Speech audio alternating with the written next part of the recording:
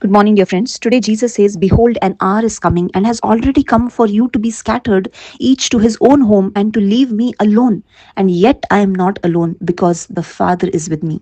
And we see in the life of Jesus, when the Roman soldiers had come to arrest Jesus, along with all the chief priests, Pharisees, and the officers, they came with lanterns, torches, and weapons to arrest Jesus. And the disciples of Jesus were afraid and they were all scattered. They all left Jesus alone. Yet Jesus says, "I am not alone, because the Father is with me." And he had this assurance that even though everyone had left him, the Father was with him. And from this, we also have a great assurance that even though everyone in the world may leave us, the Father doesn't leave us. Jesus Christ is with us always. That is why he says, "I will never leave you nor abandon you. I will be there with you till the end of age." We need to be assured that no matter whichever situation we are in this world, Jesus is with us, the Father is with us, and he will never leave us alone. And Jesus says, "These things I have spoken to you, so that in me you may have peace." Only in him we have peace. Only in Jesus Christ we have peace. And what do we have in the world? In the world you have tribulation, but take courage, I have overcome the world.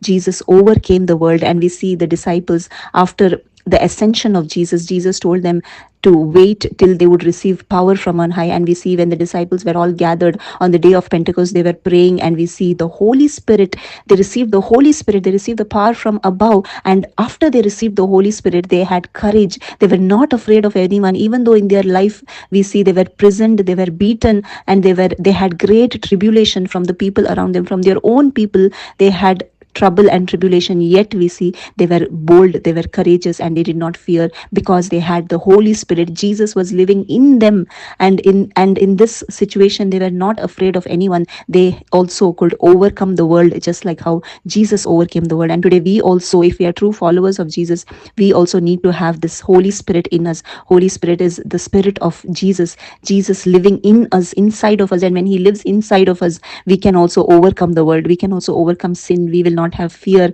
we will also be courageous. But we need to receive the Holy Spirit. And how can we receive the Holy Spirit? By hearing the gospel of Jesus Christ, by understanding the gospel, by repenting of our sins. And truly, when we turn away from our old sinful life and walk towards Jesus, by understanding the gospel, understanding the great love that the Father has bestowed on us, when we truly receive this, the Father sends us the Holy Spirit in the name of Jesus. And when we receive the Holy Spirit, our life will be changed. We will truly be able to live for Jesus. We will truly be able to follow him with our heart, mind, and soul.